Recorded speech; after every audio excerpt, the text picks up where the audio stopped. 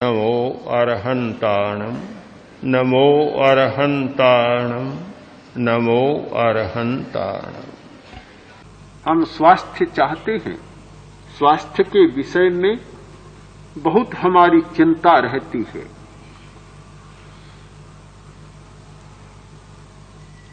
अग्निवेश ने आयुर्वेद के महान आचार्य आत्रेय से पूछा, भगवान आपने कहा कि रोगों का कारण है कुपथ्य,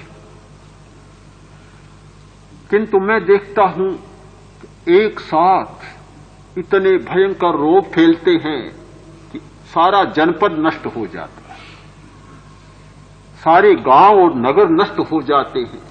तो क्या सब कुपथ्य करने वाले हैं? एक साथ क्या सबने कुपथ्य किया है? यह कैसे होता है? आत्रेय ने कहा, वत्स, केवल कुपथ्य ही रोगों का कारण नहीं है, ये विचार और आचरण भी रोगों के कारण बनते हैं। जब एक साथ कोई बुरा विचार फैलता है, महामारी की स्थिति बन जाती है। एक साथ कोई बुरा आचरण होता है, महामारी की स्थिति बन जाती है। बुरा विचार और बुरा आचरण नहीं छूटता तो स्वास्थ्य भी अच्छा नहीं होता। केवल भोजन ही कारण नहीं है रोग का कारण विचार भी है और आचार भी है। स्वस्थ होने वाला व्यक्ति आहार पर जितना ध्यान केंद्रित करता है, उतना ही विचार या उससे भी ज्यादा विचार और आचार पर ध्यान केंद्रित करता है। किंतु जब निर्विकल्प चेतना जागती है, तब पता चलता है कि वास्तव में स्वास्थ्य क्या है। समाज के स्तर पर विषमता को मिटाने के और समता स्थापित करने के प्रयत्न होते हैं, किंतु वास्तव में समता क्या है, यह पता तब चलता है जब निर्विकल्प चेतना जागती है। निर्विकल्प चेतना का क्षण सचमुच साधना की परम उपलब्धि है। हमारे ये सारे प्रयत्न अभी प्रारंभिक हैं। ये न माने कि रंग का स्पंदन पकड़ में आ गया, शरीर का स्पंदन पकड़ में आ गया, श्वास के कंपनों का सूक्ष्म ज्ञान हो गया, चैतन्य केंद्र के स्पंदन पकड़ में आ गए और बहुत सफल हो गए। यह तो यात्रा का पहला पड़ाव है। पहला पड़ाव, आगे बहुत पड़ाव पार करने हैं और वहां तक पहुंचना है कि इस स्पंदन वाले, कंपन वाले शरीर में, इस इंद्रिय चेतना, मनस चेतना और चित्त की चेतना वाले शरीर में एक ऐसा तत्व भी है जो इन कंपनों से परे है। एक ऐसा तत्व है जो इन स्पंदनों से परे हैं। उस तत्व का साक्षात्कार करना है। जितना जितना निर्विकल्प चेतना का अभ्यास बढ़ेगा, जितने जितने खाली क्षण हम बिता पाएंगे, जितने जितने शून्य रह पाएंगे, उतना ही एक सत्य का, आत्म तत्व का साक्षात्कार होगा। आत्म तत्व के साक्षात्कार की महत्वपूर्ण प्रक्रिया है निर्विकल्प चेतना, और वह हमारे लिए एक अनुपम देन है। इसलिए कि भौतिक जगत में उसका मूल्य नहीं, व्यावहारिक जगत में उसका कोई मूल्य नहीं। इस सीमा पर पहुंचकर ही भौतिक पौद्गलिक जगत या चेतन जगत के अंतर को समझा जा सकता है कि जिस दुनिया में विकल्पों का, विचारों का महत्व है और जिस दुनिया में निर्विचार और निर्विकल्प का महत्व है, सचमुच वे कोई दो प्रकार की दुनिया है। दुनिया एक नहीं है, काल्पनिक नहीं है, बिल्कुल काल्पनिक नहीं है।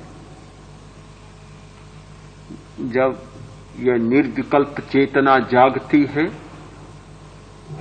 तब सारी असमाधियां दूर होती।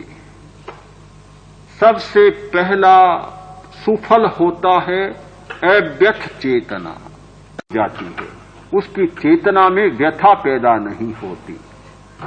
कितना कष्ट शरीर को हो, कितना कष्ट मन को देने वाला हो, कैसी भयंकर परिस्थिति आए, कितनी उलझन आ जाए, कितनी भयंकर समस्या आए, पर उसका चित्त अव्यथ होता है, कोई व्यथा नहीं होती।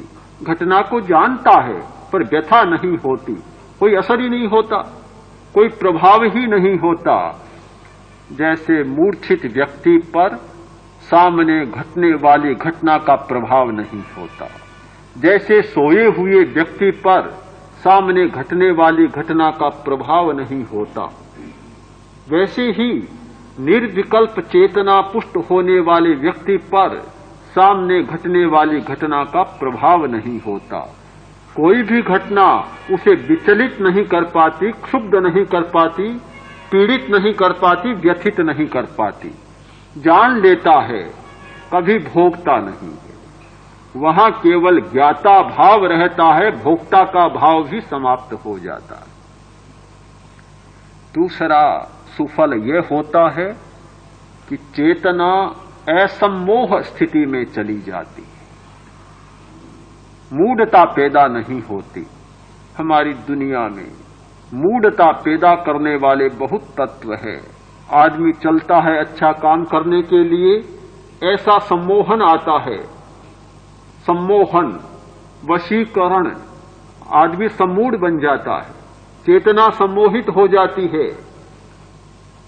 एक शब्द सुना, सम्मोहित हो गया, एक रूप देखा, सम्मोहित हो गया, एक धन दिखा, सम्मोहित हो गया। सम्मोहन करने वाले, सम्मूढ़ता पैदा करने वाले बहुत तत्व हैं। एक विचार सामने आया, सम्मोहित हो गया। ध्यान करने वाले से किसी ने कहा, क्यों फालतू समय लगाते हो, क्यों निकम्मे काम में बैठे हो, जाओ कमाओ खाओ श्रम करो, बहुत अच्छा होगा। फालतू निकम्मे निठल्ले 10 दिन बैठ गए। क्या किया? कोरी आंखें बंद कर ली। क्या हुआ?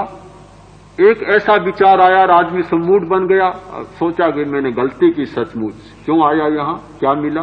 कुछ भी नहीं मिला, सम्मूढ़ हो गया। ये सम्मोहन सारे विकल्प चेतना में जागते रहते हैं, विकल्प आता रहता है और आदमी में मूढ़ता आती रहती है। किंतु निर्विकल्प चेतना जब जाग जाती है, चित्त असम्मूढ़ बन जाता है, सारा सम्मोहन समाप्त हो जाता है। फिर कुछ भी सुने कोई प्रभाव नहीं पड़ता। सन्यासी नया नया बना था, सो रहा था तालाब के पास, उसी गांव का था, बना ही था, सो रहा था। कुछ स्त्रियां पानी लाने के लिए गई, देखा, एक स्त्री बोली, देखो सन्यासी हो गया तो क्या हुआ, अभी सिराने का मोह नहीं छूटा, तो कपड़े का सिराना नहीं मिला तो ईंट का भी दे रखा है, पर मोह कहां छूटा, क्या हुआ सन्यासी बन गया तो बस सम्मूढ़ बन गया। तत्काल ईंट निकाल रख दी। वापस आई, देखा, ईंट निकाल दी। फिर स्त्री बोली, अच्छे सन्यासी बने, थोड़ी सी बात कही, डर गए और ईंट निकाल दी। बोली, महाराज सन्यासी बने हो, घर छोड़ा है पर अभी चित्त नहीं छोड़ा। हम लोग तो यूं ही कहते रहेंगे, क्या हमारे कहे कहे कभी ईंट निकाल दोगे और कभी रख लोगे? कितनी मर्म की बात कही।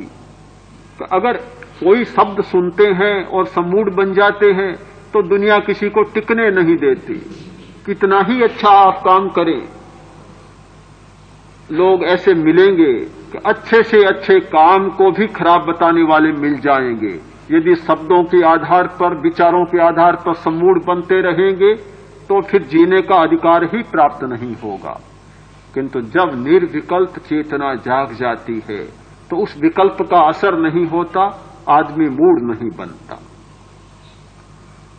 तीसरा सुफल यह होता है कि विवेक चेतना जाग जाती है। निर्विकल्प चेतना का विकास जैसे जैसे होता है, विवेक की चेतना जाग जाती है, उसे स्पष्ट दिखने लग जाता है कि यह छाछ है और यह मक्खन है, यह खली है और यह तेल है, यह शरीर है और यह आत्मा है, यह चैतन्य है।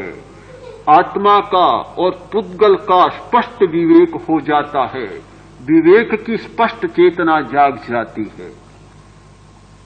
चौथा सुफल यह होता है कि जब विवेक की चेतना जागती है तो व्युत्सर्ग की क्षमता बढ़ जाती है, विसर्जन की क्षमता बढ़ जाती है, छोड़ने की ताकत बढ़ जाती है। फिर छोड़ने में संकोच नहीं होता, चाहे शरीर हो, चाहे इंद्रियों के विषय हो, चाहे परिवार हो, चाहे धन हो, इतनी क्षमता बढ़ जाती है कि जब चाहे तब उसे छोड़ सकता है, कोई मोह नहीं रहता। व्युत्सर्ग की चेतना जाग जाती है और उसे स्पष्ट भान होता है कि मैं हूं, मेरा अस्तित्व है, वह केवल चैतन्यमय है, इसके अतिरिक्त जो कुछ जुड़ा हुआ है वह सब विजातीय है, विजातीय है और केवल विजातीय है, मेरा नहीं है। रहे तो कोई बात नहीं और चला जाए तो कोई बात नहीं, जरूरत हो तो सबको छोड़ दूंगा, मुझे कोई कठिनाई नहीं होगी। व्युत्सर्ग की चेतना जाग जाती। समाधि का पहला बिंदु केवल ज्ञान और केवल दर्शन, केवल जानना और केवल देखना। इस बिंदु से हम समाधि की साधना का प्रारंभ करते हैं। समाधि की यात्रा संवेदन शून्य ज्ञान और संवेदन शून्य दर्शन से होती है। हम थोड़ा थोड़ा प्रयत्न करते हैं कि कुछ क्षण हमारे ऐसे बीते, केवल जाने, केवल देखें, कोई संवेदन साथ में न जुड़े, प्रियता और अप्रियता का भाव साथ में न रहे, राग और द्वेष का कोई भी विकल्प साथ में न रहे। वहां से समाधि की यात्रा शुरू होती है और वह आगे बढ़ती बढ़ती निर्विकल्प चेतना तक पहुंच जाती है, जहां विषयों के विकल्प, विकारों के विकल्प, पदार्थ के विकल्प, पुद्गल के विकल्प और शरीर के विकल्प भी समाप्त हो जाते हैं। शांत समुद्र बिल्कुल शांत हो जाता है, कोई तरंग नहीं, कोई उर्मी नहीं, तूफान की तो बात दूर, बवंडर की बात दूर, एक हल्की सी लहर भी जिसमें शेष नहीं बचती है। वह शांत चेतना, निर्विकल्प चेतना होती है। उस स्थिति में चले जाना, उस स्थिति तक पहुंच जाना हमारी समूची साधना का उद्देश्य है और लक्ष्य है। जैसे जैसे साधना का विकास होगा, जैसे जैसे विकल्पों को कम करते हुए निर्विकल्प चेतना के क्षणों में जीने का अभ्यास होगा, वैसे वैसे वह चेतना पुष्ट होगी और यह चेतना का अनंत सागर एक दिन ऐसा होगा कि निस्तरंग और ऊर्मी विहीन बन जाएगा। उस स्थिति में उस परम सत्य का साक्षात्कार होगा जिसके लिए हजारों हजारों लोग सदा उत्सुक रहते हैं और जिसकी साधना के लिए प्रश्न होता रहता है, आत्मा का साक्षात्कार कैसे हो, परमात्मा का साक्षात्कार कैसे हो, परम सत्य का साक्षात्कार कैसे हो। यह प्रश्न किसी शाब्दिक उत्तर के द्वारा समाहित नहीं होगा, ये प्रश्न शब्दातीत चेतना के जागने पर ही समाहित